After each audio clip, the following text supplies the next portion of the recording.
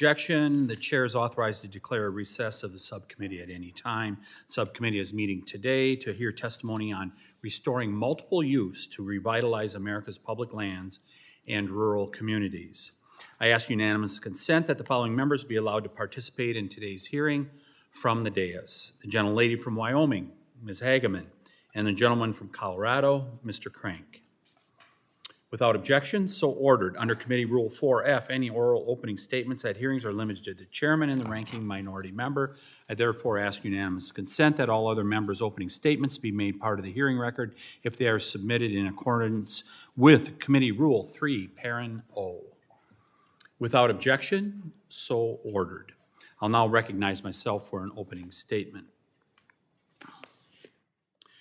I want to welcome everybody to the first official subcommittee on federal lands in the 119th Congress. Last Congress, the subcommittee continued its bipartisan tradition by sending more than 15 separate pieces of legislation to the president's desk. In fact, if federal lands were counted as a full committee, it would have tied for the fourth most productive committee in the House last Congress.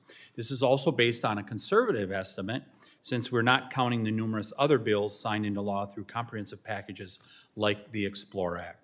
As we begin our important work in this new Congress, this subcommittee will work with the Trump administration and the new Republican Senate majority to restore multiple use to our public lands, empower local communities, and revitalize rural economies. And there's much work to be done. President Biden left America's public lands and natural resources in a sorry state. For 4 long years, President Biden and his federal land managers abandoned the long-standing and previously uncontroversial principle of multiple use. Instead, they adopted top-down preservationist schemes designed to placate extreme environmentalists.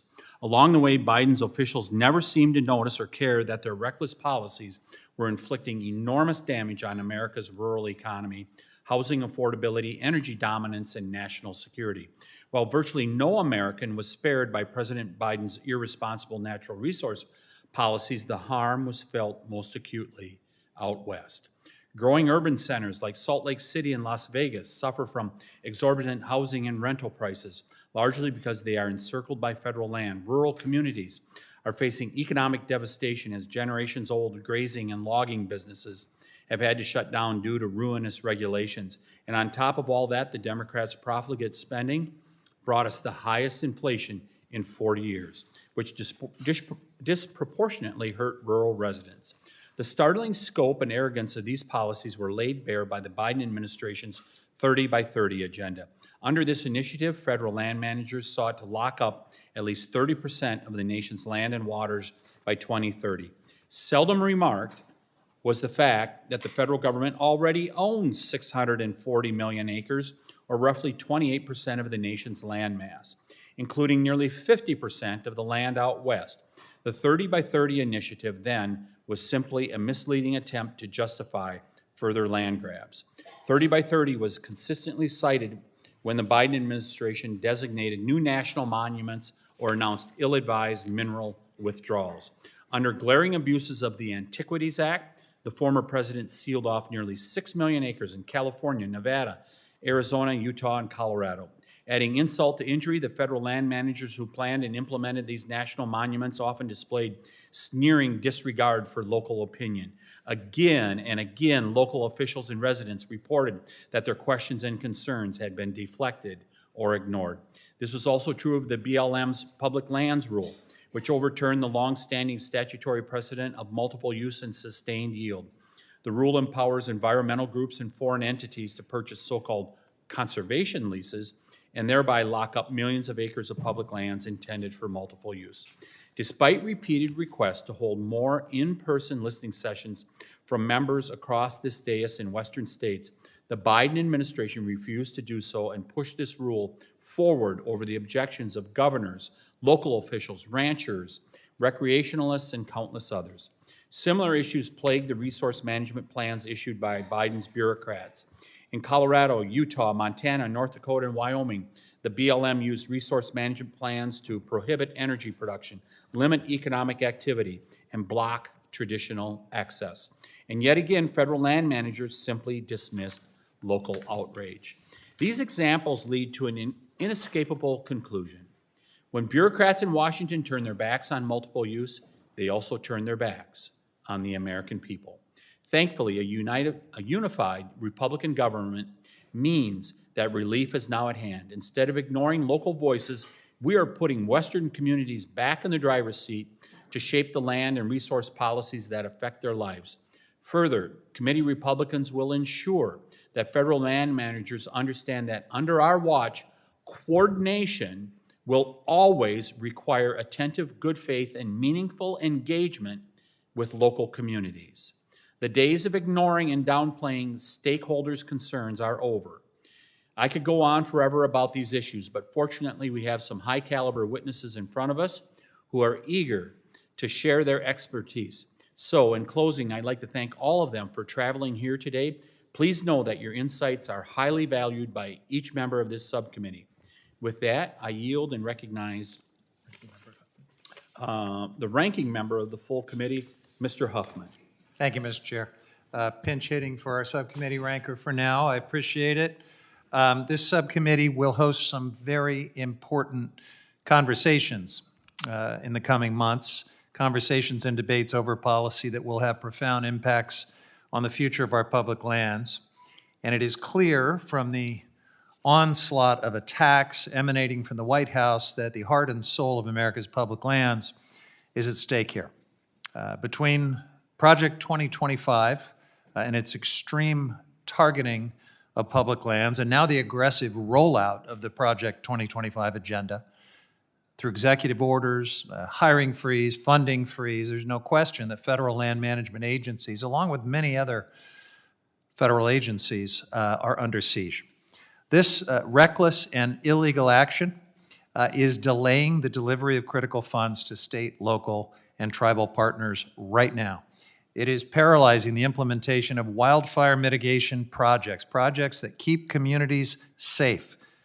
It is pausing or outright canceling the hiring process for critical personnel with vital functions like public safety, resource protection, and others. Shockingly, constituents in my district who are hard at work implementing post-fire disaster recovery and wildfire mitigation projects have been forced to pause these efforts without any idea how long this pause will even remain in effect. They could lose an entire season because of the administration's actions.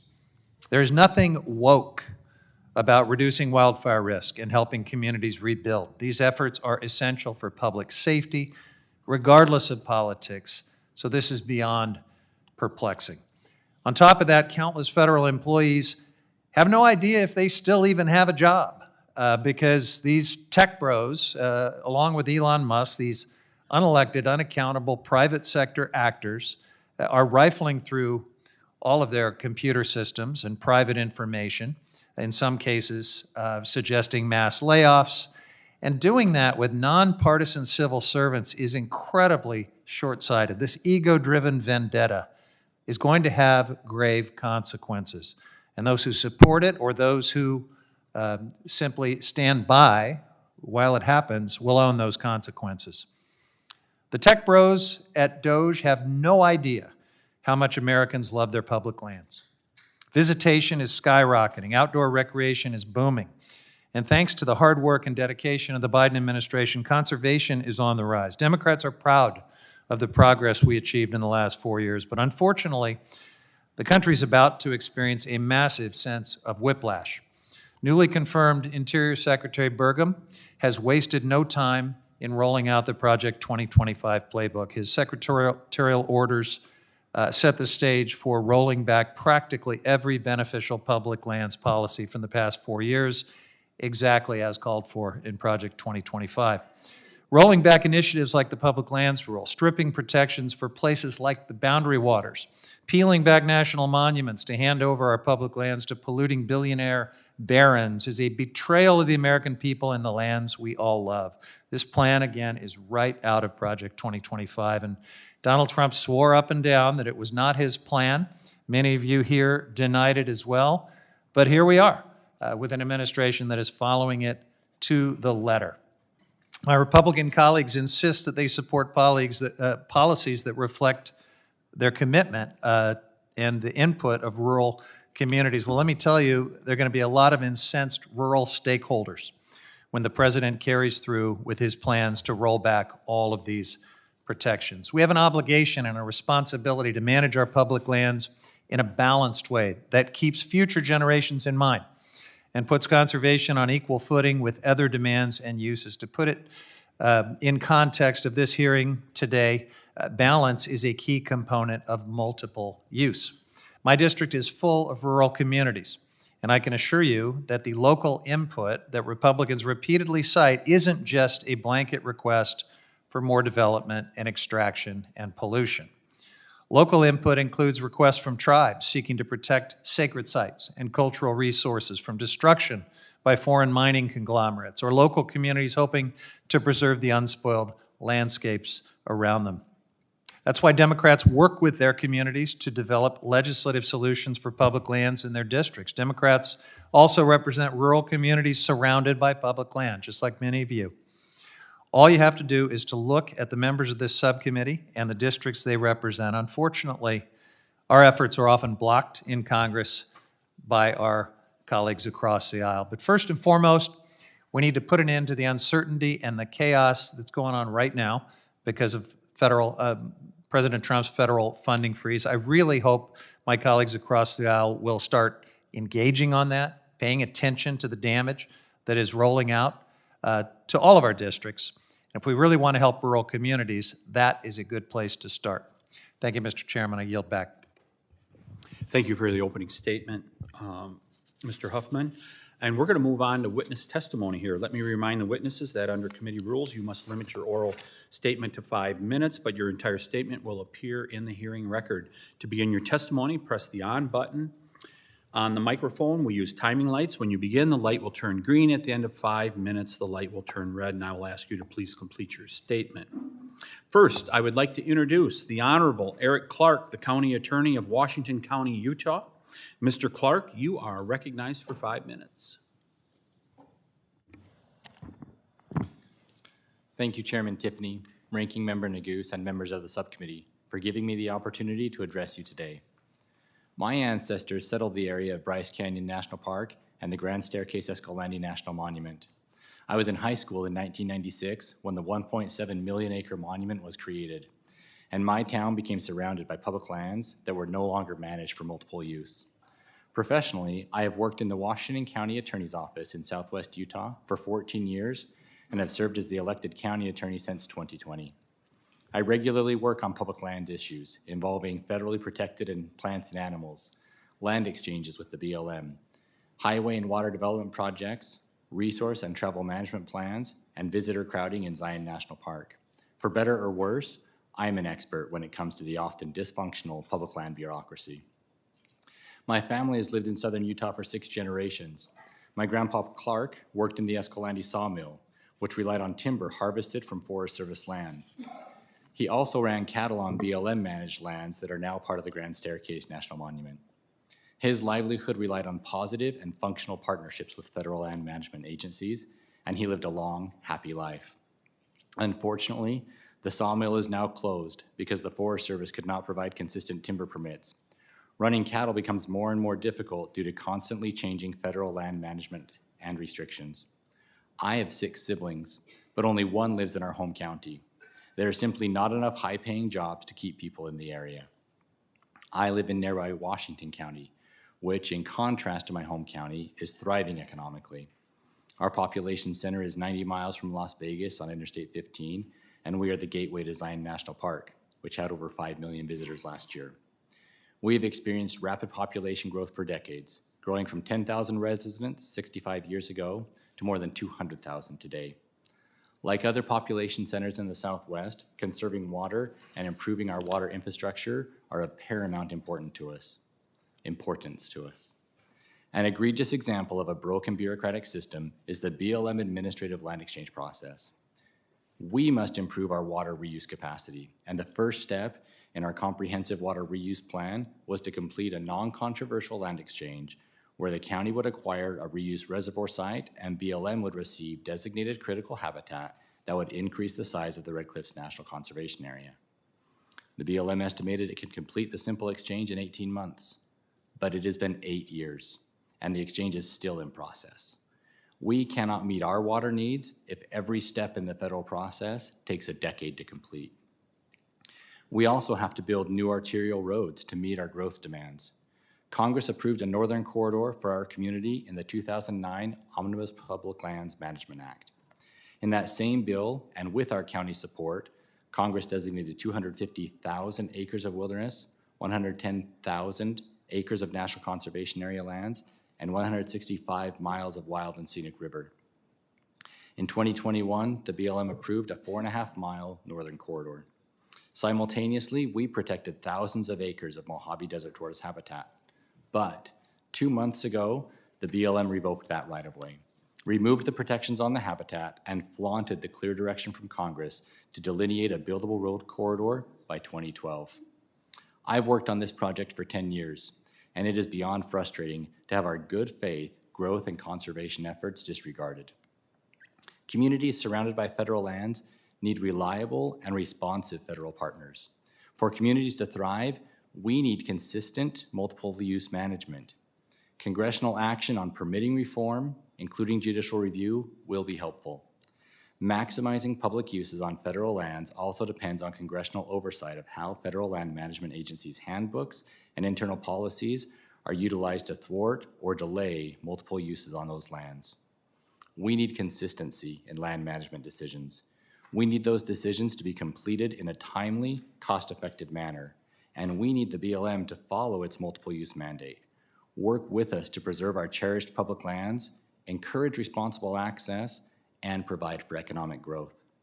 My great-great-great-grandparents helped settle southern Utah. I hope that my generation is not the last in my family to have the opportunity to live in our amazing area. Thank you for holding this important hearing today. Yeah, thank you, Mr. Clark. I'll now recognize Mr. Tim Canterbury, President of the Public Lands Council. Mr. Canterbury, you have 5 minutes. Thank you, Chairman Tiffany, Ranking Member Neguse, and members of the subcommittee for the opportunity to provide testimony today. My name is Tim Canterbury, and I serve as President of the Public Lands Council. Since 1968, PLC has been the only organization in Washington, D.C. dedicated to representing the unique perspectives of cattle and sheep producers who hold the 22,000 federal grazing permits across the West. Between the Forest Service and the BLM, approximately 250 million acres have grazing as an authorized use in any given year. For 5 generations, my family has raised cattle in Colorado. Aside from my private land, I've held BLM and Forest Service grazing permits since the 1980s and managed the lands, waters, wildlife, and multiple uses they sustain. Like other grazing permittees, I am responsible for maintaining fences, water troughs, pipelines, culverts, and other infrastructure on my allotment that benefits my livestock and other users of these lands. These other users are plentiful. Colorado is home to some of the country's most popular hiking and climbing areas. 2 of the most used trails to access these 14ers run through my allotments. In the height of summer, we have measured more than 1,000 people per day who go through my grazing allotment on these trails. I have adjusted my grazing rotations and embraced emerging technologies to reduce the potential for conflict between recreationalists and my livestock, like gates left open, damage to water tanks, and soil disturbance from heavy foot traffic. This is all part of normal multiple use management for ranchers like me. Western economies depend on successful multiple use, and grazing is a tool that makes true multiple use possible. Grazing reduces wildfire risk by more than 40%. Without grazing, hikers, bikers, hunters, and climbers would all lose out to damage from catastrophic wildfire or other land loss. Public lands are crucial to the domestic agriculture supply chain too.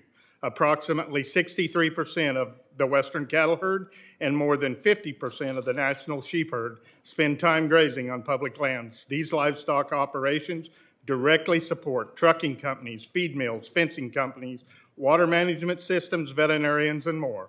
Loss of these lands would cripple regional and national livestock production.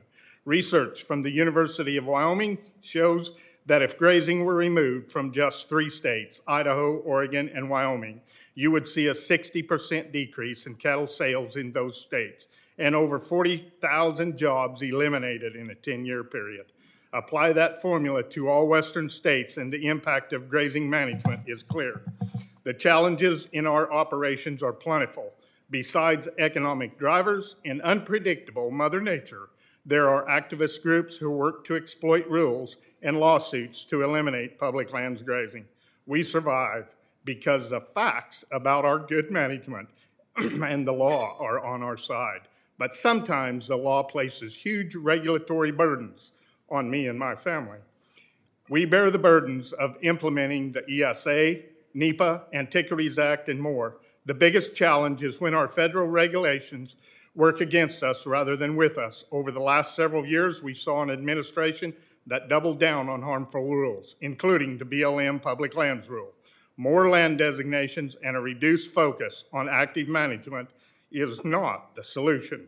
I offer the following suggestions for Congress to help ensure decisions are made on the ground rather than in an office in Washington. Number 1, direct agencies to increase the use of targeted grazing to reduce wildfire risk. We thank Representative LaMalfa and this committee for leadership on this issue.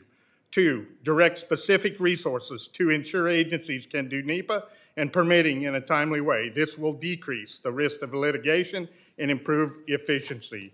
3, reform statutes like the ESA and the Antiquities Act that have repeatedly been abused to the detriment of the landscape. More land designations are not the solution.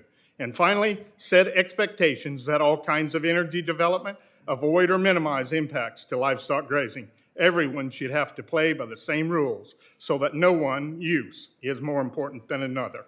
Chairman, ranking member, and members of the subcommittee, I appreciate the opportunity to provide testimony on the role grazing plays in making multiple use possible. We are happy to answer any questions. Thank you, Mr. Canterbury. I now recognize Mr. Dan Gibbs, Executive Director of the Colorado Department of Natural Resources. Mr. Gibbs, welcome. You have 5 minutes. Thank you, Tiffany. Thank you, Chairman Tiffany, Ranking Member Goose, and the esteemed members of the subcommittee. I'm really excited to be here today. As the Executive Director of the Colorado Department of Natural Resources, I'm proud to share the incredible work we do to meet our mission to develop, preserve, and enhance Colorado's natural resources. I've led the Colorado DNR since 2019, but my love for the natural resources began while living in Gunnison County, Colorado, with the Gunnison River right in my backyard and public lands right there as well. My parents are both public school educators, and their experience as teachers influenced me to pursue a career in public service. Over my career, I've worked for Congressman Mark Udall, was a state representative, state senator, and a county commissioner. I've also fought fires throughout the West as a certified wildland firefighter. I live in Summit County, which is a community comprised of over 80% federal lands. We cherish our public lands in Colorado. They provide a vital public good that improves the mental health and physical well-being of our residents and visitors while also generating tremendous economic opportunities. Colorado is an all-above energy state. We've worked hard to find the balance for the energy transition with the need for reliable energy. For instance, we are the 4th largest oil and gas producing state with vast natural gas reserves, coal, hard rock minerals, geothermal sources, and seemingly endless sunshine and consistent winds that assist our efforts to increase renewable energy generation. In addition to enabling resource extraction, our public lands support our growing outdoor recreation economy. We are privileged to live in a state that contains 22 million acres of public lands. Colorado's expansive prairies, mountain river valleys, desert canyons are essential to our lifestyle, heritage, and identity. Colorado's outdoor recreation industry contributes $36.5 billion in GDP and represents 12% of our state's entire labor force. To manage this, we've developed a robust partnership between local, state, federal, and tribal entities through our Colorado Outdoor Strategy and regional partnership initiatives. Through this proactive approach, our dedicated staff work closely with our federal partners to responsibly manage and enhance outdoor recreation. In Colorado, we proudly work hand in hand with our federal partners as evidenced in our successful co-management of the Arkansas Headwaters Recreation Area since 1989. The BLM and the U.S. Forest Service own much of the area along 152 miles of the Arkansas River, and Colorado Parks and Wildlife collects a user fee to help manage the boat launch, campgrounds, and river rescue, among other activities. The co-management effort has been so successful that we're now exploring replicating this in other areas around the state, in particular the Pikes Peak region in Colorado Springs. As a wildland firefighter and resident of a fire-prone community, I've seen firsthand the risks that megafires pose. Because wildfires don't know the difference between federal, state, and private and tribal lands, we need a management strategy that reflects an all-lands approach. We're very proud of our shared stewardship agreement with the U.S. Forest Service, and we hope to soon finalize a similar agreement with the BLM. The shared stewardship agreement that was initiated under the first Trump administration provide the structure to combine funding towards doing the right work at the right place and the right scale based on collaborative input. Colorado and much is the arid West is one lightning strike, one unattended campfire away from the next devastating megafire. By prioritizing, planning, and working together, we can take advantage of shared federal state resources to create the economies of scale needed to treat the acres to protect lives, property, and critical infrastructure. Shared stewardship should not be limited solely based on forest management, but instead should apply this important tool broadly to collaboratively manage trails, water, wildlife, and much more. As a former county commissioner, I know our rural communities and understand the challenges they face. We must manage and fund our lands in a way that allows for these communities to reap the benefits. In Colorado, our extensive network of stakeholder networking collaborative groups work hard to get projects off the ground. The funding that Colorado receives from the federal government is imperative to accomplish projects that cover everything from flood mitigation to dam and mine safety, typically in rural communities. Recent efforts to freeze federal funds are creating significant uncertainty and concern among our constituents and are already negatively impacting these types of projects. Federal funding is the bedrock of these programs. I encourage you to continue to partner with states. Together, we can leverage our natural resource funding to obtain extraordinary, efficient, and cost-effective life-saving outcomes. And with that, Mr. Chairman, I'm happy to answer any questions. Thank you. Thank you, Mr. Gibbs. I now recognize Mr. Jim Neiman, President and CEO of Neiman Enterprises. Welcome, Mr. Neiman, and you have 5 minutes for your testimony. Thank you, Mr. Chairman, and I'd also like to recognize Congresswoman Hageman, apparently had to leave, but also want to thank the rest of the committee. My name is Jim Neiman, President of Neiman Enterprises, a multi-generational sawmill business operating in South Dakota, Wyoming, Colorado, and Oregon. I appreciate the opportunity and feel very blessed to be here today to testify. For 89 years, our family business has been built on perseverance, adaptability, and a deep commitment to forestry and our communities. My grandfather founded our first mill in 1936 in the Black Hills. Our work is about more than timber. It's about sustaining forest and communities. A critical partnership exists between the Forest Service and the forest products companies. The Forest Service relies on industry to manage 193 million acres of federal lands, while we rely on the agency for a stable supply of raw material.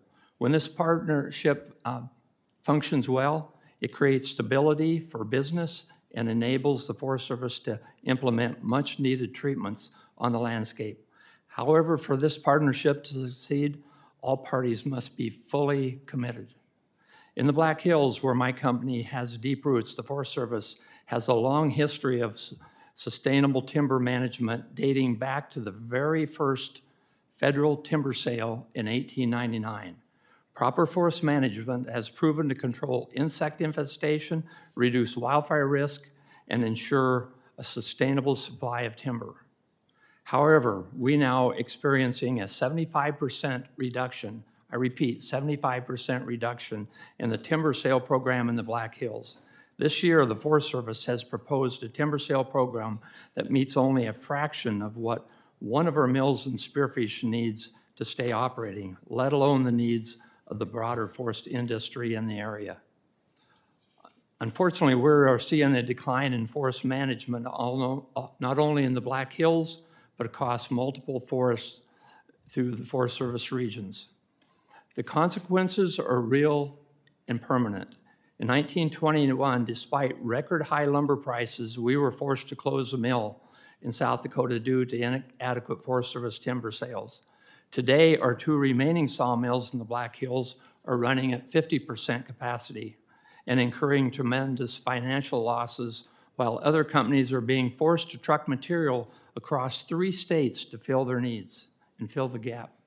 The need to do more in our forest isn't new and is supported by both parties.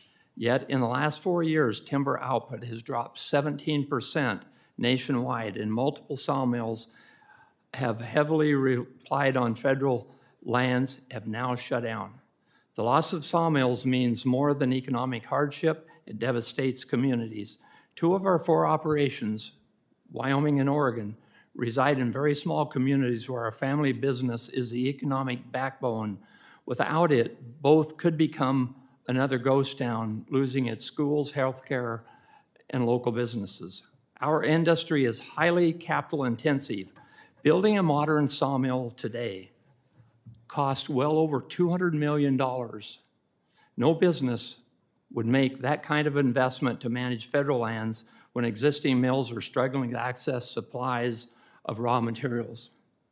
We know what works, but we need to act immediately. Many federal legislative policies fail to support the federal management levels needed to reduce wildfire and insects risk. The Forest Service needs clear priorities, and we must fully utilize the capacity we already have before exploring new markets or industries. The Organic Act of 1897 established our national forest with a clear mission to manage them to ensure a permanent wood supply and clean water and prevent destruction of insects and fire. Today, we are failing to meet those objectives. Reduced management is harming forest, watersheds, wildlife, and communities. These problems are fixable, but we must act fast. So to save the forest, communities, and the industry that we depend on, we have a very serious situation here, and I just want to thank you for your time, Mr. Chairman, and God bless America. Thank you, Mr. Neiman. Now we'll take members' questions.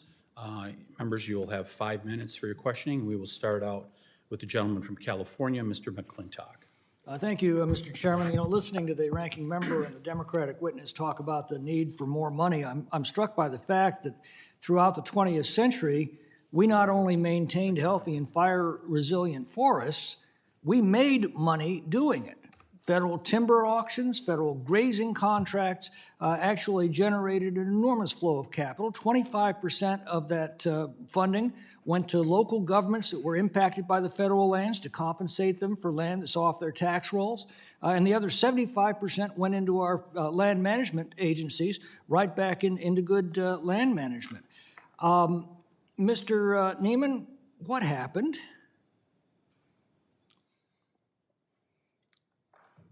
I can reflect back into the 70s and 80s and watch what we went through, but when I look at what happened in the 90s and the reduction of the Forest Service cutting the volume considerably back, and we lost a lot of sawmills through that time period. Yeah, we saw that in the Sierra Nevada. We saw a 75% reduction in timber harvested off the federal lands, and we saw a concomitant increase in acreage destroyed by catastrophic fire in the same period.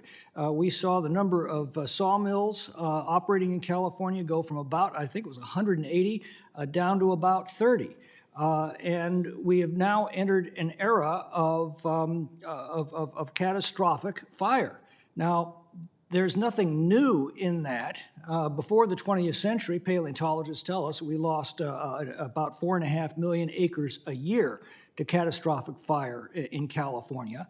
But land management brought that down to about 250,000 acres a year, a fraction of what we had lost to nature because of good land management. But we passed laws then that made that management all but impossible. And we've watched the acreage destroyed by catastrophic fire return to their pre-modern levels. In 2020, we lost about 4.3, I think, million acres to catastrophic fire in California. Now, is that nature or is that policy?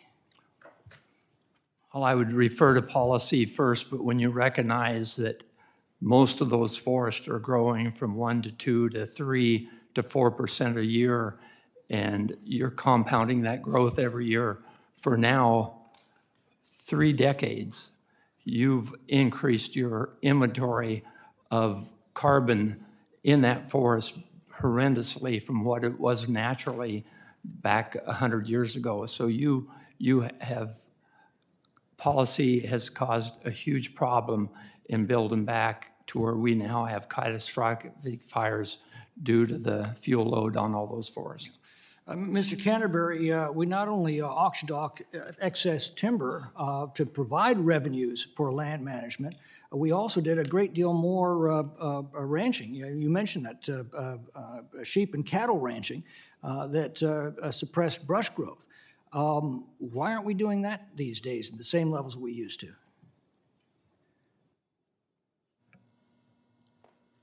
Thank you, Congressman. And so I think if we look back in history, significant reduction to the AUMs that is allowed today, what there was 30, 40, 50 years ago is very significant. So I would ask,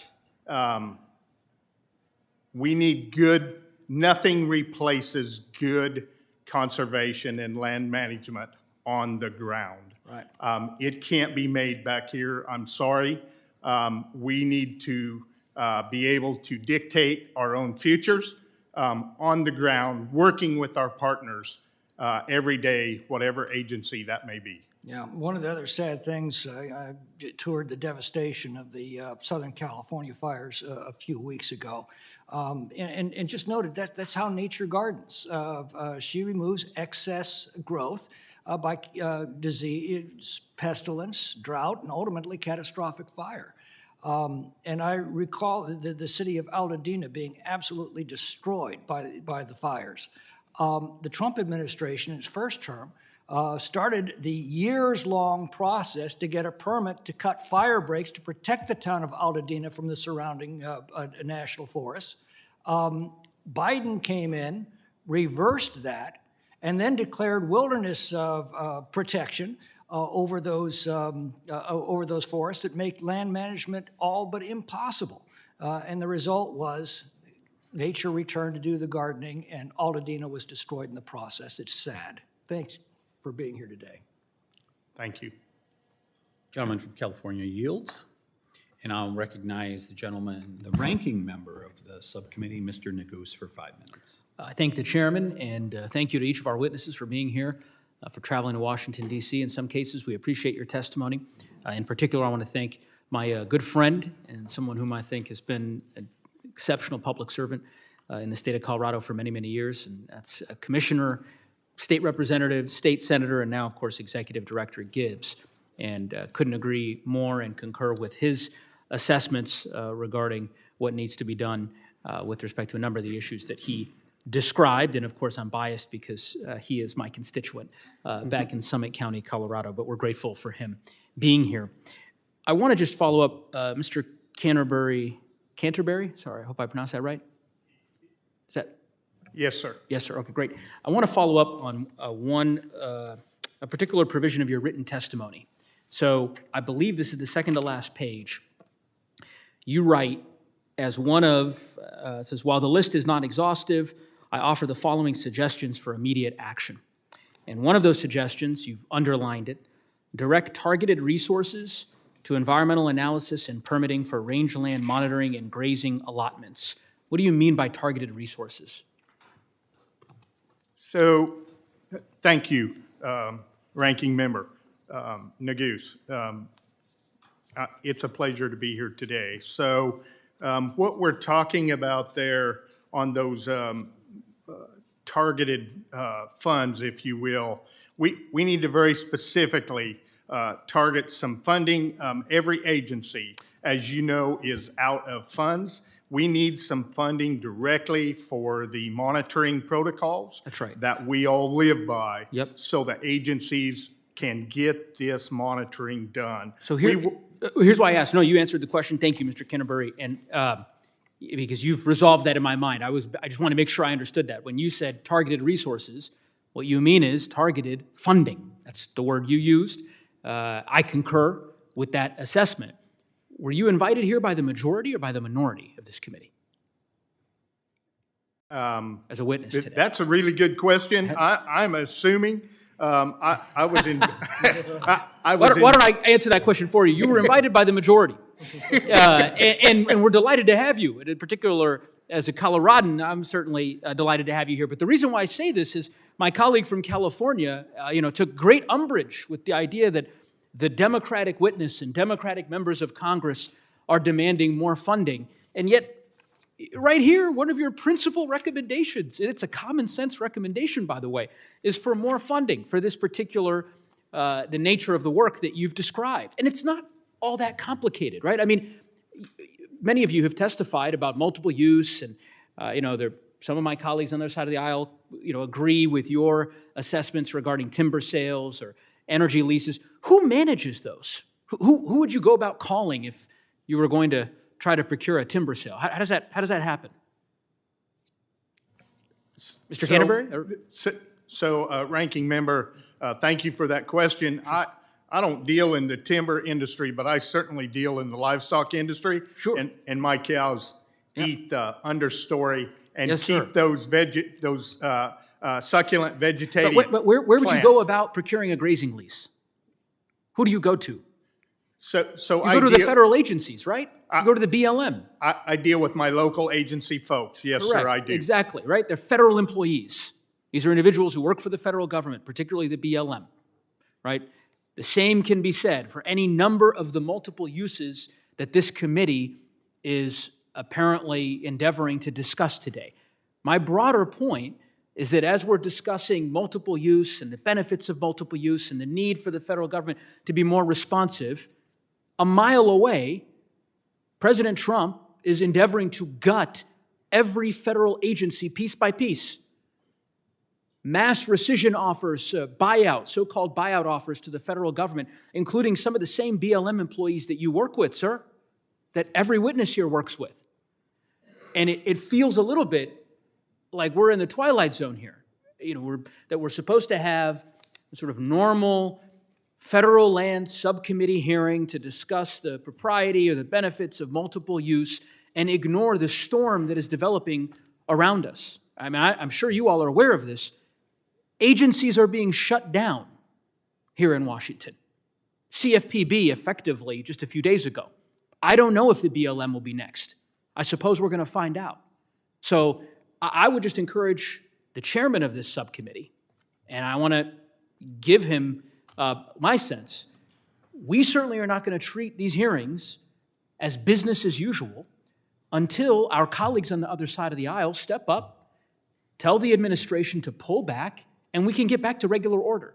Because there's a lot that these witnesses have proposed that is reasonable and common sense and bipartisan. But let me assure all of you, none of it will come to fruition if the current administration has its way. And I yield back. Gentleman yields. And I'll recognize the gentleman from Minnesota, Mr. Stauber, for 5 Thank you, minutes. Mr. Chairman. As you know well, in northern Minnesota, we have the 3 T's, timber, taconite, and tourism. I'd argue there are a few communities across this great nation that understand and benefit from the multi-use mandate more than the communities across northern Minnesota that I am proud to represent. My district is home to 2 working industrial forests, including the Chippewa National Forest and the Superior National Forest, where we responsibly harvest timber and mine the taconite that is used in production of 80+% of this nation's domestically produced steel. And located on the Superior is the Duluth Complex, which is the largest untapped copper nickel find in the entire world. But we will only be able to responsibly mine these minerals needed to power our 21st century economy forward if we uphold and promote the multiple use mandate on our federal lands. Mr. Neiman, thank you for being here today. I want to share that I know your industry quite well, given the makeup of my district. It's home to dozens and dozens of timber harvesters, mills, and other wood product manufacturers. Unfortunately, we've seen several mills shut down in recent years, leading to the loss of hundreds of jobs. And in most cases, this has been due to regulatory burdens put in place by the EPA and other federally regulatory agencies, as well as the Forest Service failure to uphold their end of the bargain of the multiple use mandate and enable us to reach our timber harvesting goals. Can you talk about the economic impact of mill closures in rural communities where your companies operate? I sure could. Thank you very much. And please say hi to Howard Hedstrom for me. I know Howard very well. A great friend. I'm going to talk first. I've lived through 6 recessions in my lifetime at my age, going clear back to the 70s. And our family's been able to weather those storms and get through them. This is the first recession in the timber business that we've been in that we've had to deal with no timber supply and running out of wood. You can figure out how to get through recessions sometimes and weather storms like we have in the past. You can't operate a sawmill without wood. Along with what you recognized, the high cost of added costs that's happened in inflation over the last 3 or 4 years, and all the regulation that comes on with that. That regulation has cost the government a whole lot more to put up that wood and made it less valuable to us at the same time with the added cost we have to go through. So I hope that answered your question. It does, and there's a timber harvester that was reluctant to even go out and harvest the timber. He couldn't afford the fuel.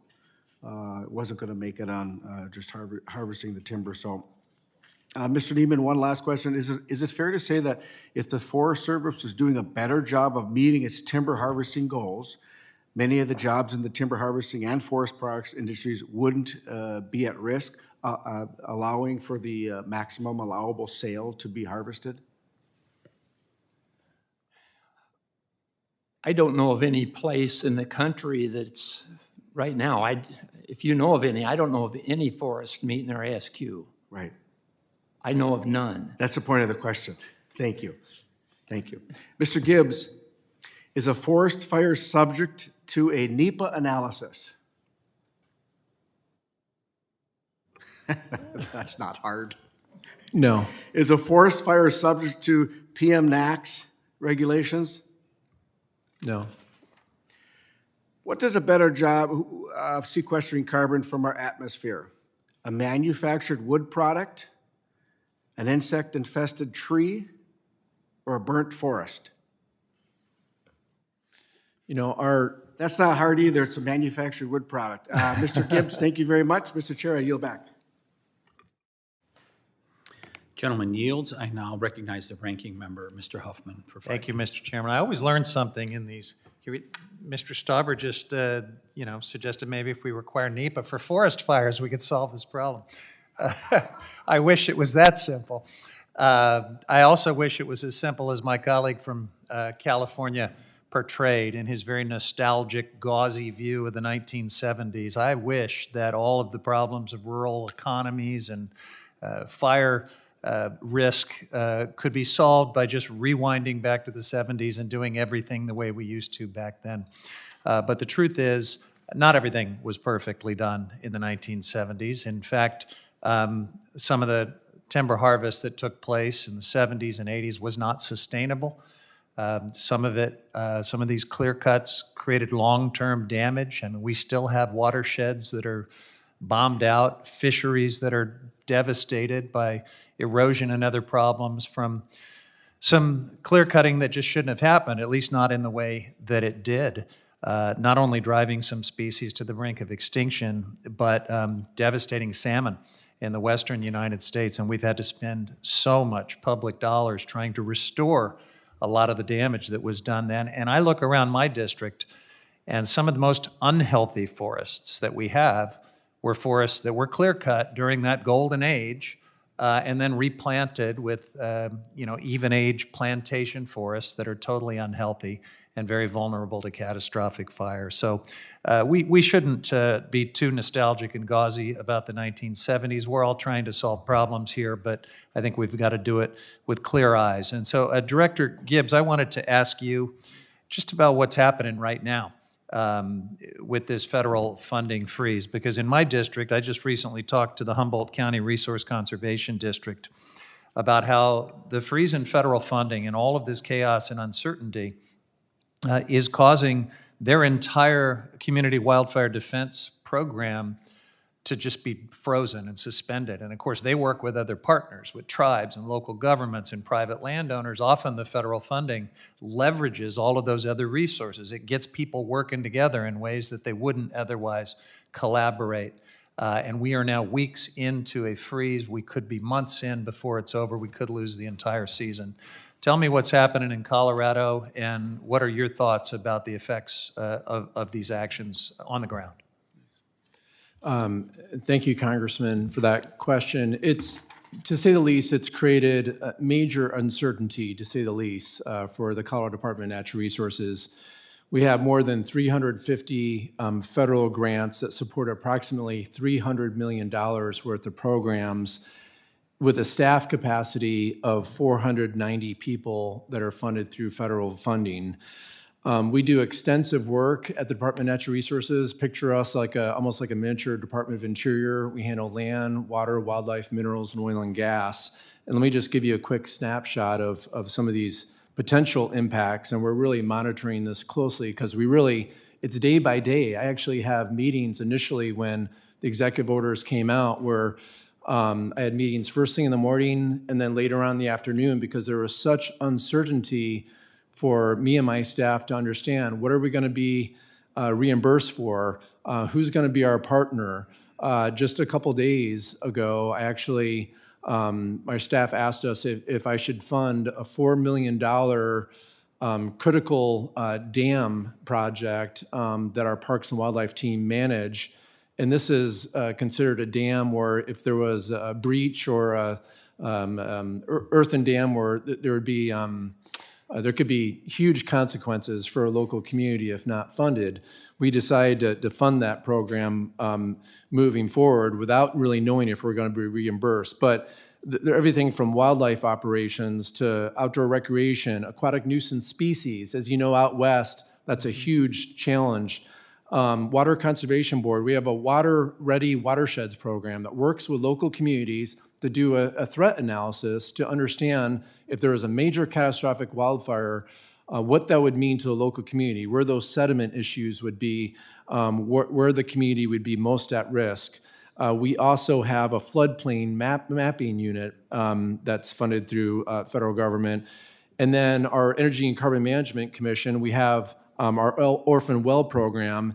And then to this date, within our Division of Reclamation, Mining, and Safety, a program for our abandoned mine program, which is funded through IIJA funds, are frozen right now. Yep. And this is looking at like critically life and safety of people in Colorado, where if our team can't get in there and do remediation work, it could have seismic, challenges for our communities. And so it's created uncertainty and huge challenges and confusions, to say the least, but we're monitoring it very closely. Thank you very much. Yield back, Mr. Chairman. Gentleman yields. I now recognize Mr. Amadei from the great state of Nevada for 5 minutes. Thank you, Mr. Chairman. I appreciate it. It's interesting to me to hear questions regarding public lands. Obviously, that's this subcommittee, and how things are going and uncertainty that's caused by things from members that have left. As a state that the federal government owns between 80 and 85% of, and if you don't think that's impact, and that's not, sir, you got my attention. We said, hey, 80% of my county, but I was busy feeling sorry for you because my colleague to my right said, that guy used to be my boss. I'm going, geez, I wonder how he's holding up. But anyhow, nonetheless, I want to just start with before all this uncertainty of 23, 24 days ago, and let's start with you, Mr. Gibbs. Can you tell me if the Forest Service before 24 days ago was fully staffed for all their positions in your state?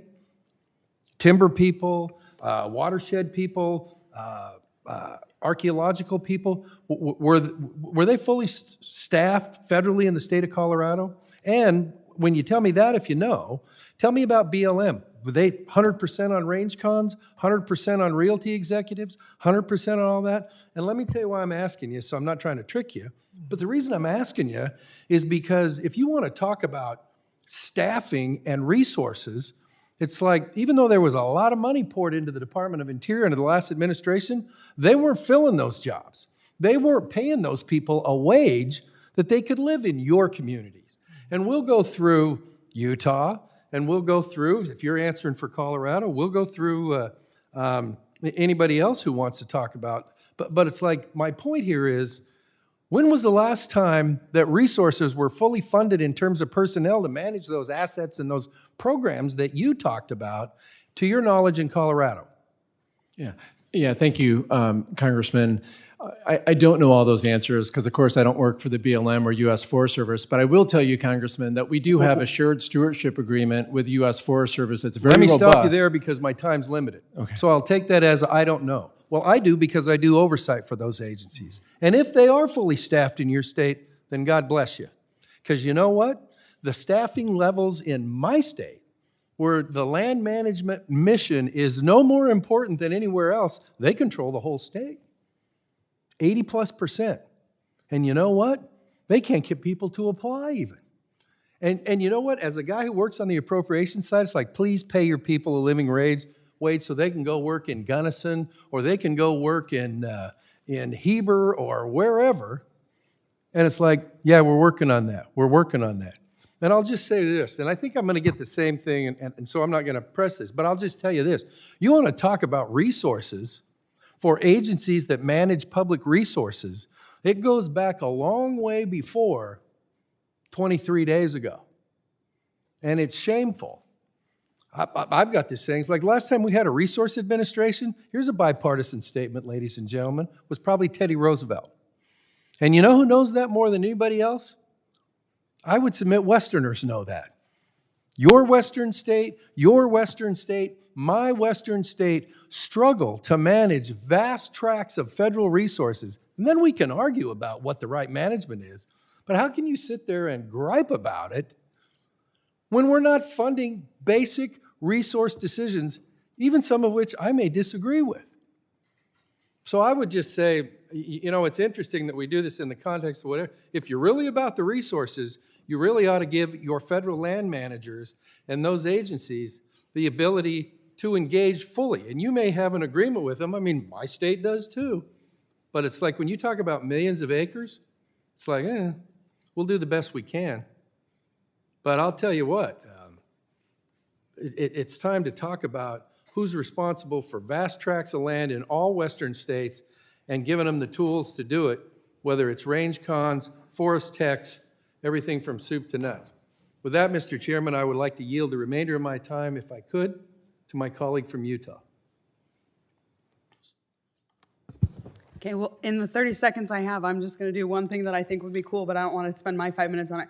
Eric, the last time we had a witness here from Utah, he had his dad and his wife with him, and I said, bringing your family is pretty Utah, but can we just have your family stand up for a second? Because everybody in here is related to Eric Clark. Come on, hurry. I've only got 13 seconds. So that might be the most Utah thing I've seen, that you have that many family members here to watch you testify. And with that, I will yield back the remainder of Mr. Amadei's time. The gentleman yields, and we will allow no more outbursts like that from the chair here in the committee. Now we'd like to recognize Ms. Dexter from Oregon. And by the way, welcome to the subcommittee.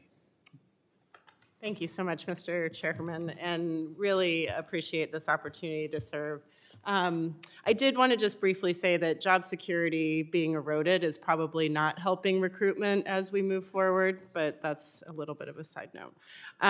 As a representative for the state of Oregon, where over 50% of our land is federally managed, I know firsthand the beauty, biodiversity, and critical resources public lands have to offer. So thank you all for your testimony today and for coming on behalf of these public lands. They're treasures. In my own district, I have the privilege of representing one of Oregon's natural treasures, and is a critical resource as well, the Mount Hood National Forest. And the Mount Hood Wilderness is home to diversity and a vibrant ecosystem, and certainly provides drinking water to more than 1 million people in the Portland area. And it generates millions annually for the local economy as well by facilitating various recreational activities, which I know are also very popular in Colorado and Utah. A recent poll found that 85% of voters in the Western U.S. support efforts to protect more of our natural landscapes. So there's a balance to be struck between development and conservation, clearly. But what I'm hearing from my Republican colleagues seems to potentially ignore our community's desire to ensure our children have access to a clean and livable environment for years to come. And I say that knowing the concerns that we have for our investments in our agencies.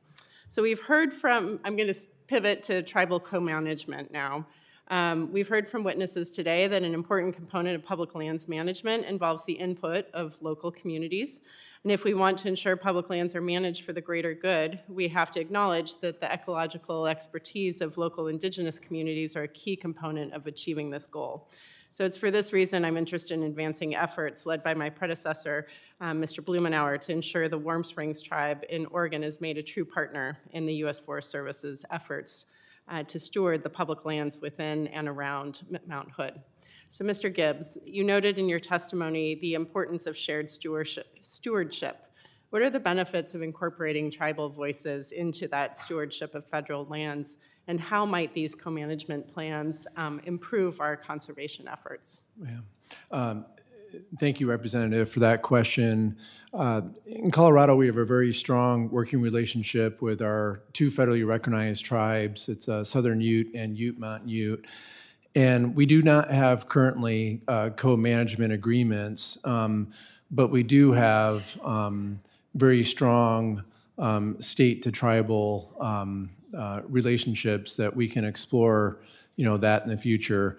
We're currently working very closely on fire mitigation work, where we can, partner on reservation land, exploring, state funding that could be there. Our team is working monthly to work together to really find a sweet spot to make sure that their voices are heard. I brought in a assistant director on tribal affairs for the Department of Natural Resources, so we can look at all of our 8 divisions and really look for potential partnerships and collaborations moving forward.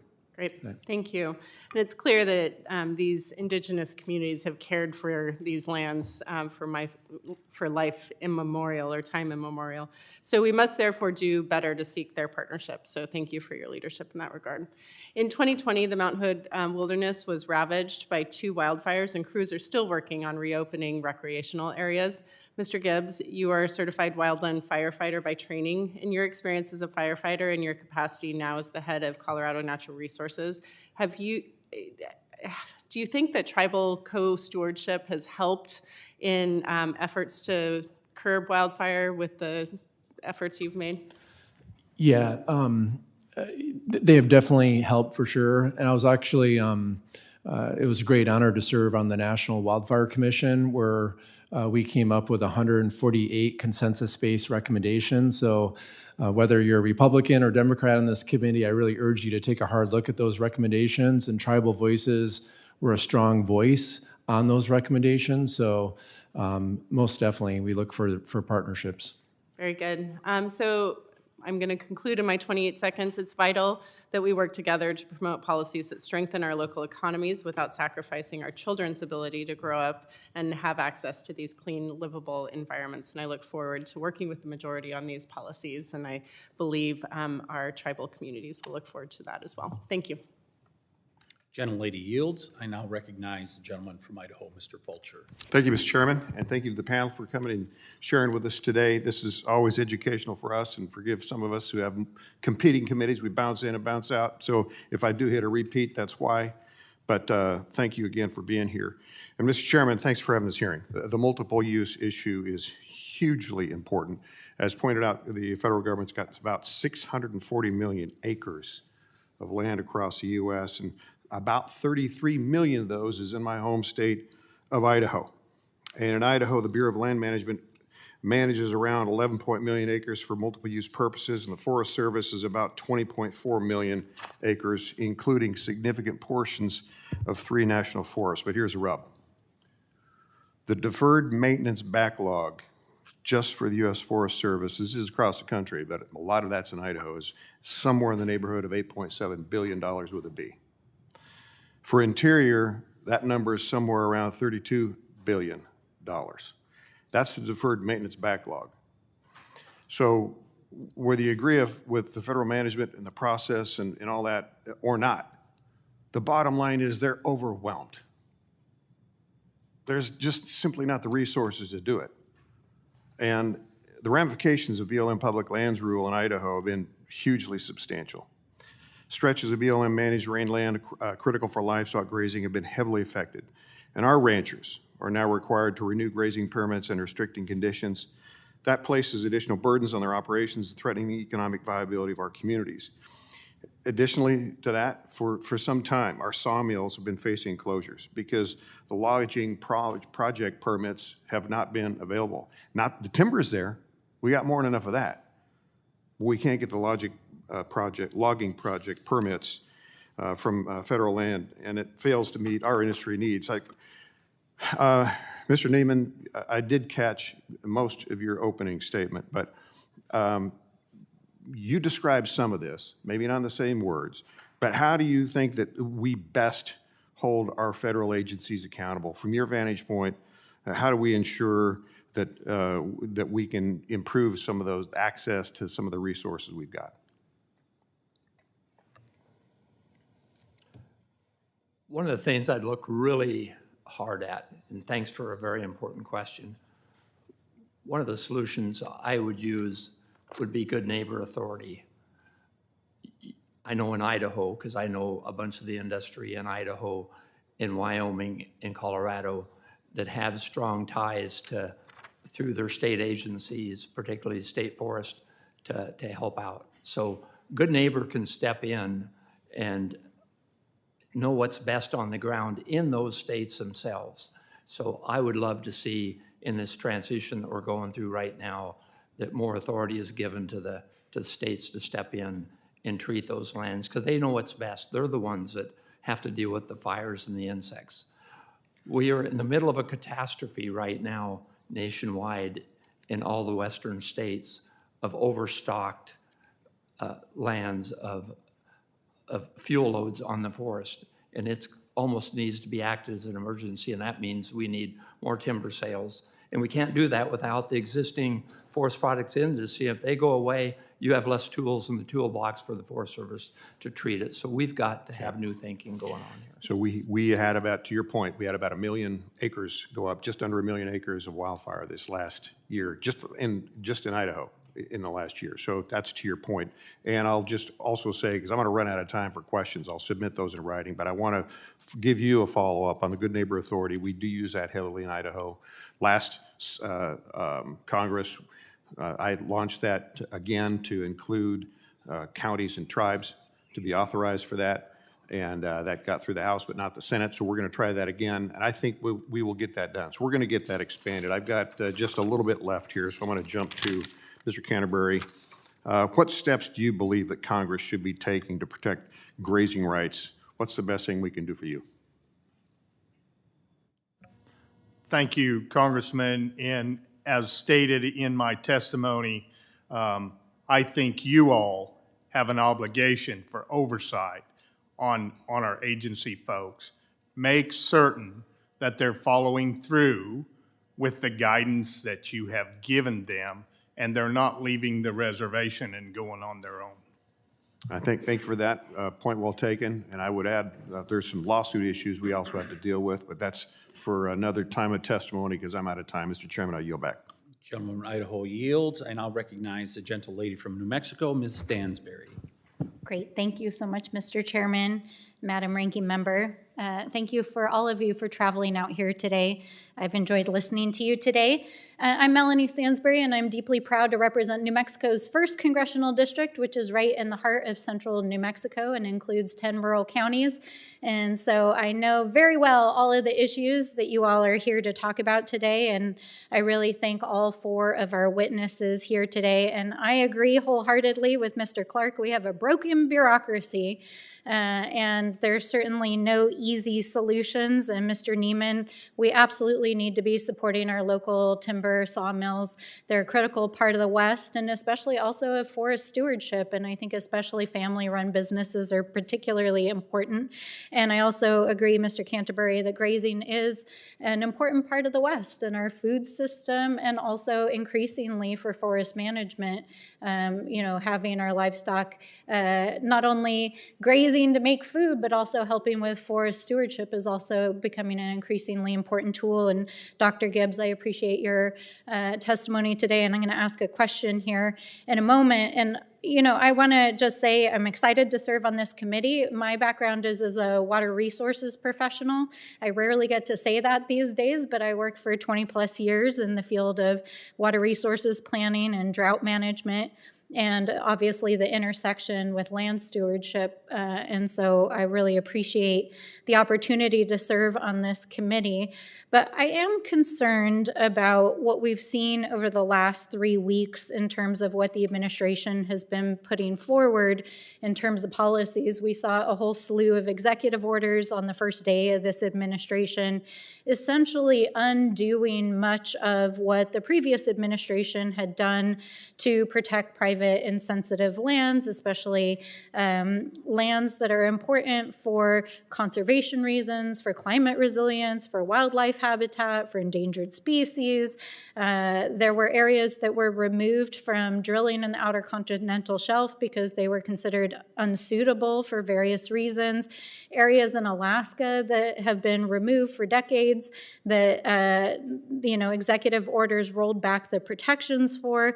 And just in the last couple of weeks, we've seen a slew of executive orders at the Department of Interior that are targeting DEI programs, that are targeting energy and mining, the outer continental shelf in Alaska. And we're also hearing that the Department of the Interior is reviewing the protection for national monuments. And I think all of these actions by the administration need to be discussed, because when you take them in the entirety of what they add up to, it's not just the rollback of the work that the last administration did. It's really the opening of massive amounts of public lands, waters, and mineral resources across the West to multinational corporations. And for what purpose? In the case of New Mexico, they're talking about taking away protections for Chaco Canyon. This is one of the most sacred places on the face of the planet for our Pueblo and Dene people. And they want to actually open up the greater Chaco Canyon area for oil and gas drilling so that some oil and gas companies can make a few $1 million off of it and ruin it for all of eternity. They're talking about the same. They're talking about opening, a vast mining operation at Oak Flat in Arizona, which is the sacred site of the Apache people for thousands of years. There are reasons why we protected these places. It's not an ideological affinity for some, technical term around multiple use. It's because they're sacred, because they have cultural importance. And the funding freezes are going to have real impacts for our communities. All of you have talked about land and water impacts. And Dr. Gibbs, I know you've already answered this, but, taking away and freezing all of this funding, millions of dollars to states, tribes, and local governments that could help with land stewardship, what kind of impact is that going to have on our communities? Yeah, thank you for that question. It could have devastating impacts on, just let's think about wildfire issues. Devastating impacts on protecting life, property, and critical infrastructure. From your experience being a water leader, impacts just on wildfires alone, if we don't have the resources and staff capacity to get out there to do fire mitigation work, to put together fire breaks, to work with our local communities to make sure we're doing work at the right pace, right location, right scale, could have dramatic impacts, not only on people in my community, but I know you know Colorado River issues well, too, of course, but could have devastating impacts on 40 million people that depend on Colorado River water, for example. And so the relationship we have with our federal partners, whether it's dealing with remediation of orphan wells or old abandoned mines, water quality and quantity, these are life and death issues for people. It's not just something that should be wrapped up into politics at all. This is something that, being the head of the Department of Natural Resources, I think of often. I stay up at night thinking about not if but when we have our next mega fire, and thinking about all the different partners that are involved with fighting that fire and so forth. Whether it's the BLM or the U.S. Forest Service, they're my brothers and sisters as we work to problem solve with this. And so it is scary to think about what potential impacts we could have. And we're just really monitoring it closely because we're just not sure right now what's in versus out, what's considered Green New Deal or what's not, And for us, it's common sense partnership at the end of the day that we need. Thank you very much, and thank you, Mr. Chairman. And I hope that these funding freezes, and obviously the courts are weighing in right now, but I think, as was noted, this is life or death, especially in our fire-prone communities. And I noted, Dr. Gibbs, you're also a firefighter. Thank you for your service. Thank you. Does the gentlelady yield? Okay, the gentlelady yields. I now recognize Representative Malloy for 5 minutes. Well, I want to thank all of the witnesses for being here. I know this is a big sacrifice, and it really is helpful for us. I have follow-up questions for Mr. Canterbury, Mr. Gibbs, and Mr. Neiman, but you can probably relax because I have my old boss up here, and I only have 5 minutes to ask him questions. So I probably won't get to any of you. I may have to ask follow-up questions. So for my colleagues, Eric Clark is a smart guy because he hired me right out of law school before he knew if I had passed the bar. But also, when I first interviewed, he hired somebody else, not me. He hired me the second time. So this is a really long revenge plan I'm working on here. Now I've got him where I can ask him questions. Mr. Clark, you talked about consistency in your testimony, and some of these are projects you and I worked on together where we're working with an agency and they make one decision, but it takes them years to make a decision. Then they roll back that decision and it takes them years to roll back the decision. Then they change it again and it takes them years, and you have to keep studying it. And I've sat here and listened to a lot of talk about funding being frozen and how that's going to impact agencies. I just wonder if you can give us a guess. How much money do you think it could have saved taxpayers in Washington County if the agencies targeted, like our friend Mr. Canterbury suggested, targeted resources on getting projects done instead of dragging their feet for years while taxpayers are paying for man hours and also analysis? Thanks, Congresswoman. I just have to warn everybody, you never know what someone you're going to hire is going to do to you after the fact. Easily, our county taxpayers are easily losing $2 to $5 million a year as we're trying to work through these broken processes on projects that we know need to happen, that everybody agrees will eventually happen, but we just can't get them there.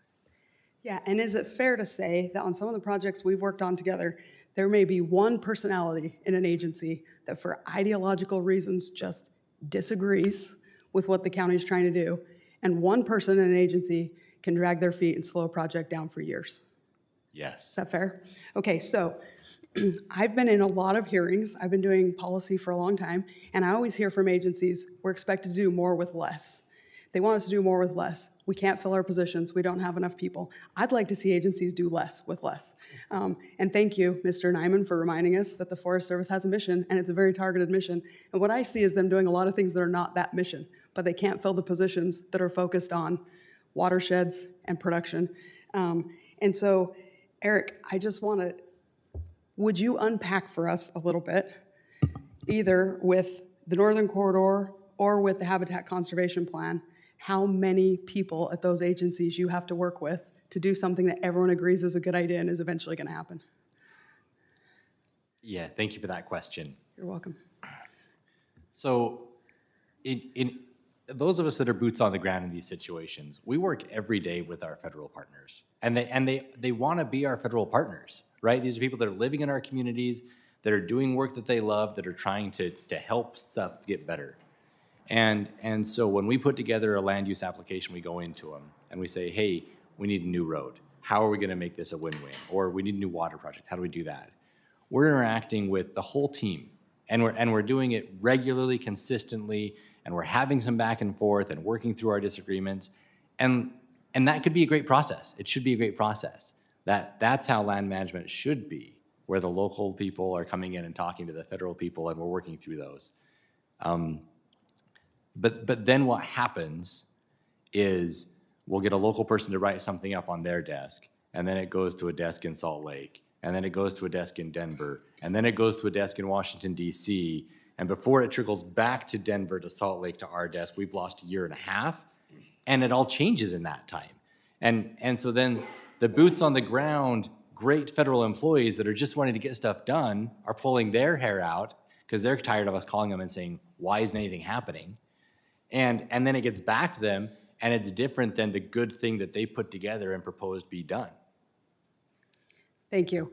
That's the important thing I wanted to get out of this hearing, and I'm almost out of time, so I just want to put a fine point on this because we've had a lot of talk on both sides about federal funding and do we need more, do we need less, and I agree with our friend next to you that it needs to be targeted, it needs to be focused on the agency's mission.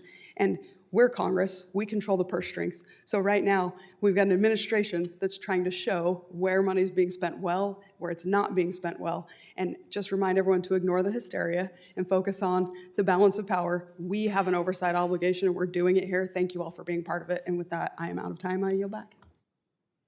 Gentlelady yields. I now recognize Ms. Randall for 5 minutes. Welcome.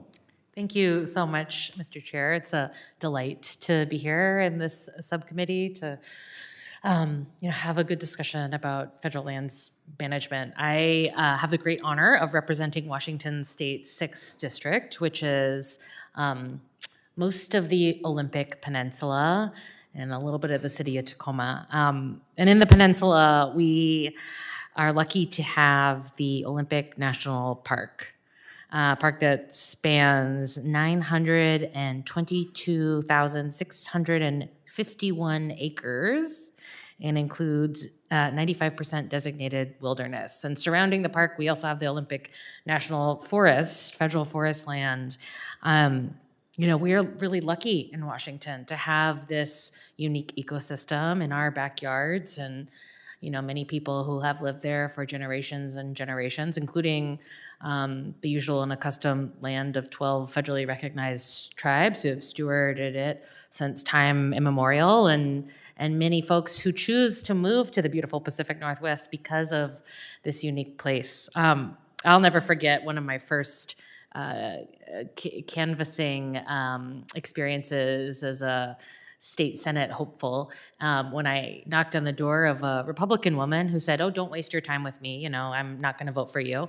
And then I asked her what she cared about, and she said protecting the waters that are home to the orca whale in Washington State. And that really exemplifies to me how bipartisan the protection of our unique ecosystem is in Washington's 6th.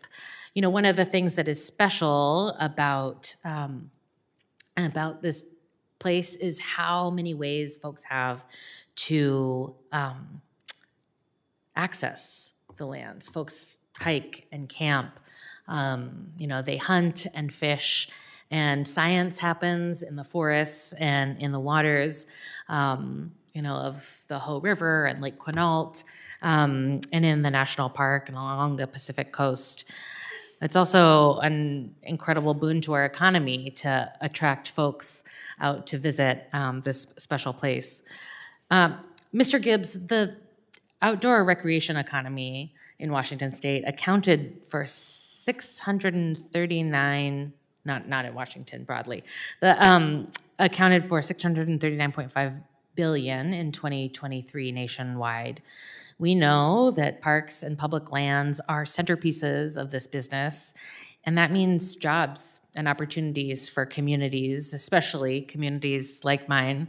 Could you talk about the role you've seen public lands play in the outdoor recreation economy in Colorado and how selling off public lands to corporations or shutting down our access to recreation in order to create more resource extraction might impact it? Thank you, Representative. And I was just thinking, what a beautiful location that you represent. I'd love to visit that area sometime. In Colorado, we're also really blessed with just amazing, beautiful outdoor spaces and vistas and rivers. We're also blessed with amazing outdoor recreation opportunities. I would argue that we have some of the best, or the best, places to go skiing and to hunt and fish, to go rafting with your friends and family and so forth. And outdoor recreation is $36.5 billion to our state's GDP. So it's significant. And, I'm here in Washington, D.C., and I would argue anyone in back of me, I would ask them, what do you think of when you think of Colorado? Many people think of the world-class recreational opportunities.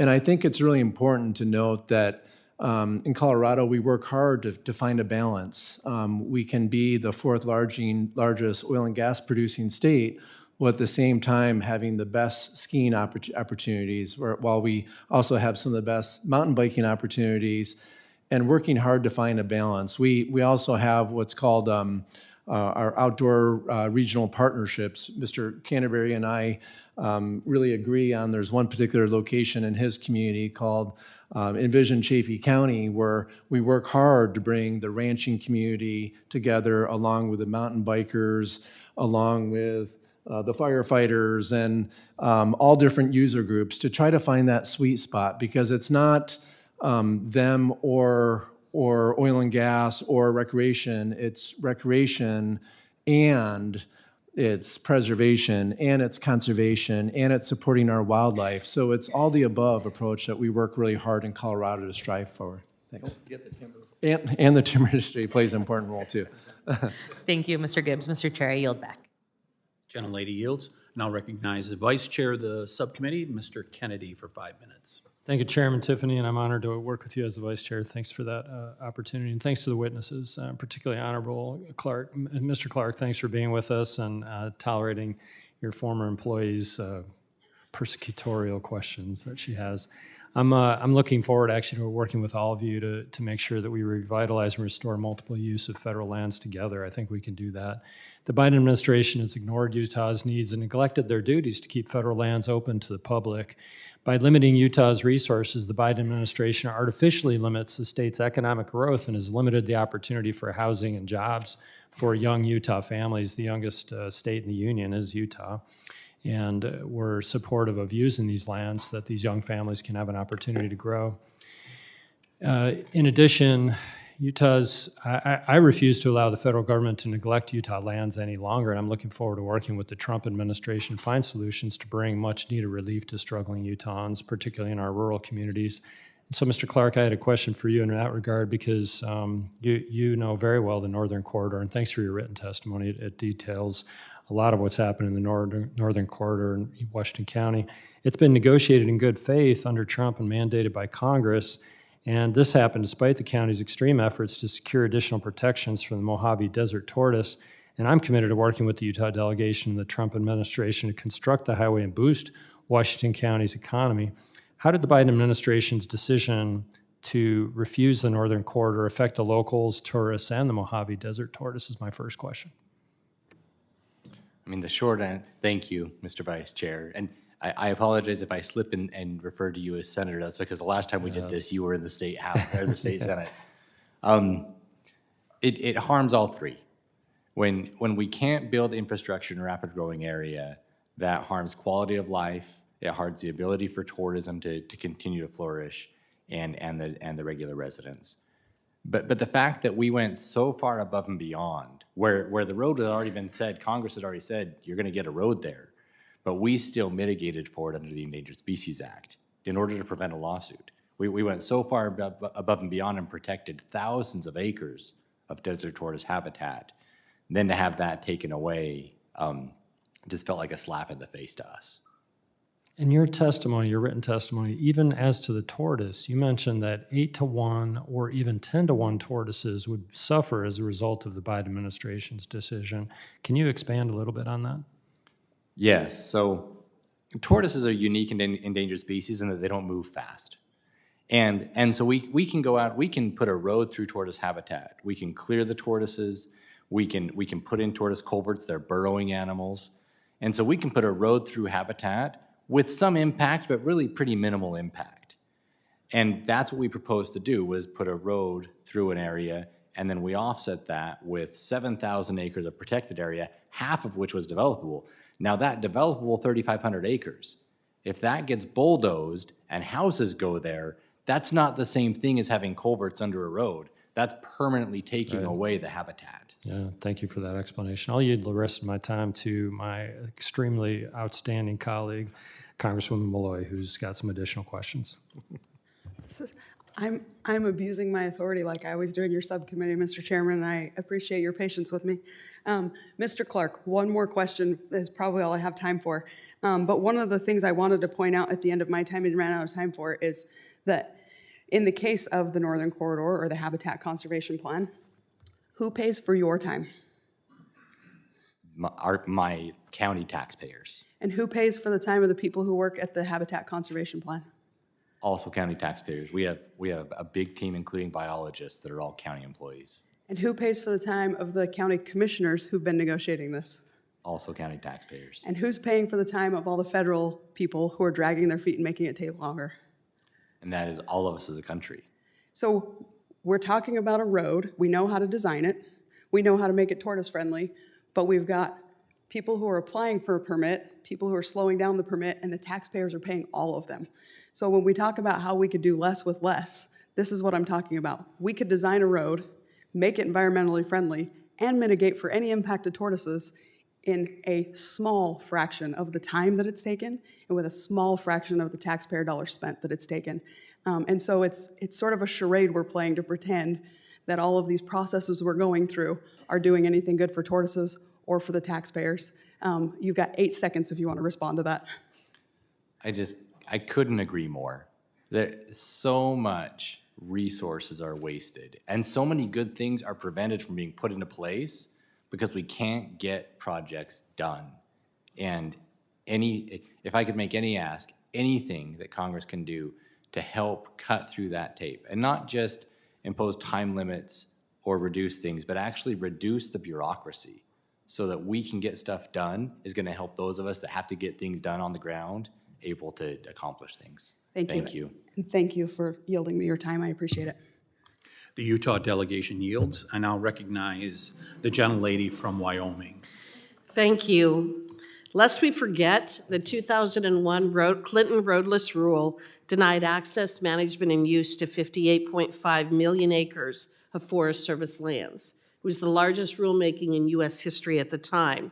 And since then, we have watched as our forests have been decimated because of a lack of active management. Global warming and climate change are nothing but a scapegoat to cover up the true impact of the Democrats and radical enviros' failed land management policies. In fact, Colorado is ground zero for the beetle outbreak, which occurred because of the 1997 blowdown in the Route National Forest that took down 13,000 acres of trees in one night. That beetle outbreak then spread throughout the entire interior West, not because of global warming, not because of climate change, but because the Forest Service refused to allow treatment or harvesting in those 13,000 acres. And our Forest Service have been destroyed since that time. The Biden administration's restrictive federal land policies have significantly impacted the timber industry, particularly in Wyoming, where Neiman Enterprises is one of the largest sawmill operators.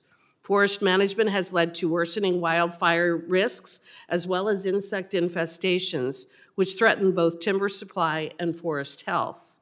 The U.S. Forest Service failed to meet its timber harvest targets by 260 million board feet in fiscal year 2024 and reduced targets for future years.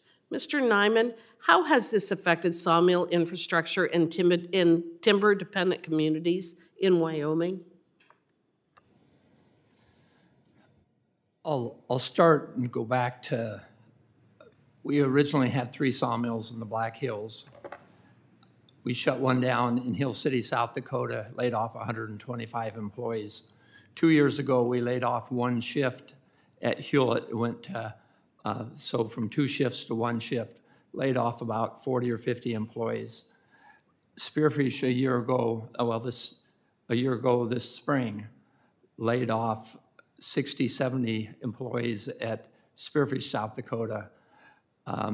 Along with that, we've laid off about 15 logging crews that spread throughout the hills from a lot of different communities throughout the area. So we've reduced our employment tremendously. When you go from 2 shifts cut in Ponderosa to 1 shift, your costs go up. And then you compound that with all the inflation costs that's happened in fuel costs, it puts you in a real precarious position. So we're hanging on by a thread with less than 1 year under contract right now, figuring out what is our next move. I hope we see some really significant changes that puts us back on track. So we hope that we can see the light of day here fairly soon, so we can see some hope. And I can pass, I'm a 3rd generation, I hope to pass it on to the 4th and maybe the 5th generation. If we don't see that light, then I'll be making more restrictions and shut down. And the impact that has on communities is tough. These policies have horrific impacts upon forest health, upon our environment, upon our watersheds, but it also has horrific impacts on our communities, taking away our jobs. Since the year 2000, over 1,500 sawmills have shut down due to declining timber sales. What policies should Congress pursue to restore multiple-use timber harvesting and prevent further economic losses in Wyoming's forestry sector? Well, I would start. We had Congressman Westerman in here a few minutes ago. I would start by passing the bill that he's proposed, Healthy forests? Yeah. I think that would be a good start, but there's going to need other actions along with his bill. And I know Senator Thune, Senator Barrasso are working on some amendments that should be helpful. But it's going to take a clear change of direction to get this shape back up. You know, one of the things that bothers me so much about Washington, D.C., and Representative Malloy has touched on it a couple of times here, we're $36 trillion in debt in this country. And what that means is we've spent massive amounts of money with deficit spending. Deficit spending in and of itself is bad, but it also covers up a lot of really bad policies. It's wonderful to have flowery language about protecting recreation and the belknap and the little, the flower here and I want to see a tortoise there. It's so fine and dandy to say all of that. But when you destroy your communities and destroy your tax base, you become incapable of actually protecting the very environment you profess to love. There has to be a balance in the way that we manage these resources. These catastrophic forest fires are spewing more carbon into the atmosphere than every single car in the entire country in a matter of months. What we saw in California is an absolute tragedy beyond anyone in this room's imagination, and it is because of failed land use policy and a refusal of people to recognize that global warming and climate change and screaming that at the top of your lungs isn't going to do a damn thing to fix any of this. It is imperative that we manage these resources for the best interests of the American citizens. I appreciate you being here and being willing to talk about common sense solutions and why we must change course if we are going to protect and preserve these resources into the long distant future. Thank you, and with that I yield back. Gentlelady's time has expired. I'm going to take my 5 minutes for questioning now. By the way, I think that's the Fix Our Forests Act that you might have been referring to, Mr. Neiman. Mr. Clark, you talked about it was either a community or your family's mill closed. Tell us a little bit about that mill closing and why it closed? So it was a community mill in Escalante, and it closed around the 90s when you were talking about there was a lot of things that happened. And my personal experience, I spent a summer working for the Forest Service on a trail crew, and I remember having a conversation with the forester who was kind of over timber permits at that time. And I remember I definitely treated her like I assumed that she was, I'm definitely on the right side of the spectrum. I treated her like she was not on my side of the spectrum. And she stopped me one day, she said, look, I'm a forester. Like, I want to have healthy forests. You've got to understand that that's what I'm going for. And so she and I had a conversation about the forest. And what would happen is a Utah-based environmental group would file a lawsuit every time they issued a timber permit. And it made it impossible for a sawmill in a pretty remote area to have what they needed to So get it done. as a result of those lawsuits, that was a big part of why that mill had to close? Yeah. Yeah. Are there more mills in Utah today than there were 20 years ago? Definitely not. Significantly less? Significantly less. You said something about you would want to change something in regards to judicial review. What is that specific item? I think you said it in your testimony. What is that item that you would like to see changed? So we were the victims of an out-of-court settlement where had the Biden administration just defended or stepped away and let us defend an action, we would have been fine. But the environmental groups filed a lawsuit challenging something that the Trump administration had approved, and then there was an out-of-court settlement that wasn't based on anything important. And so what we need is more certainty. The sue and settle thing harms us. So it was a sue and settle? Yes. And it's been used time after time, hasn't it, to stop projects, to stop proper management in the western states in particular. Is that right? And in particular, projects that have gone through the whole process and have been green-lighted finally, and then they get this sue and settle that isn't based in the facts. It's just based on the politics. Yeah, thank you, Mr. Canterbury. Earlier, you had a number of questions from Representative Neguse, and he tried to get this committee to believe that the first thing you believe in is that there needs to be an increase in funding. They call it resources here in Washington, D.C. There needs to be more resources. That's called greenbacks by most people. Is it necessary to increase the budget by the Bureau of Land Management to get more money to you, or could there be money that could simply be redirected and get it to the ground in order to be able to get the permits that you need? So if I may, and I'll try not to take too much time, if we just back up in history, when I used to walk into the agency office, there would be 3 people in the office that managed the entirety of the resources and the lands that are being managed today with 300 to 400 people. Those 3 people could talk to us and sit down and figure out what was the best. We cannot regulate conservation. Conservation comes from those of us that's on the land. Yeah. So, in other words, if the dollars are spent appropriately, you can get the permitting process can be completed for grazers like yourself. Is that correct? It can be completed. You can help simplify that permitting process. Mr. Neiman, if we change regulations, and would you rather have us change regulations and permitting, those type of things, or would you like the federal government to give you more money? The first, for sure. Less regulation. I don't want more money. Businesses should stand on their own if it's given a fair chance. So regulation is helping destroy us. How many families lost jobs as a result of the mill closures, that the reduction in some of your mills and the mill closures? How many families have lost jobs? Directly related to us, along with the independent contractors, someplace between 150 and 200 families lost their jobs. If I go back to what happened in the 90s, I think it was like 26 or 30,000 jobs were lost. It was a huge amount. 26 or 30 to 30,000 jobs where? That was throughout the West. Throughout the West. And Are Americans more likely to buy a 2x4, or you name whatever wood product, are they more likely to buy that from an American company these days than they were 40 years ago? I am seeing a strong trend to lean back to support buying American. Buy from the U.S. I'm feeling that. Compared to 40 years ago, when you look at today, with the mill closures that we've had across the United States, are you more likely to buy a 2x4 that's been made in the United States today than you were 40 years ago when we had a lot more mills? Yes. We're more likely to have it 40 years ago that it might have been made in America. Is that correct? Yes. Yeah. And it would really be nice to get back to that time, wouldn't it? Yes. Yeah.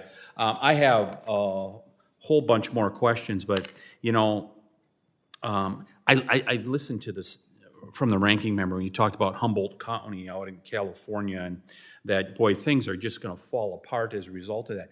Are you completely dependent on the federal government? Is that what's being said here? When you hear a statement like that, I don't think anyone should want to be put in that position. And this conjecture that we may not be able to complete projects, let's see if those projects actually do not happen, because I can tell you the Trump administration is going to make sure that money gets to those frontline communities rather than funding that 400 people that it now takes to get a grazing permit out. Let's do it in an effective, efficient manner that reflects the wants and needs of the American people. So with that, I conclude my questioning, and I want to thank all the witnesses for their valuable testimony. Members of the subcommittee may have some additional questions for you, and we will ask that the witnesses respond to those questions in writing. Under Committee Rule 3, members of the subcommittee must submit questions to the subcommittee clerk by 5 p.m. on Friday, February 14th, 2025. The hearing record will be held open for 10 business days for those responses. If there is no further business, without objection, the Subcommittee on Federal Lands stands adjourned.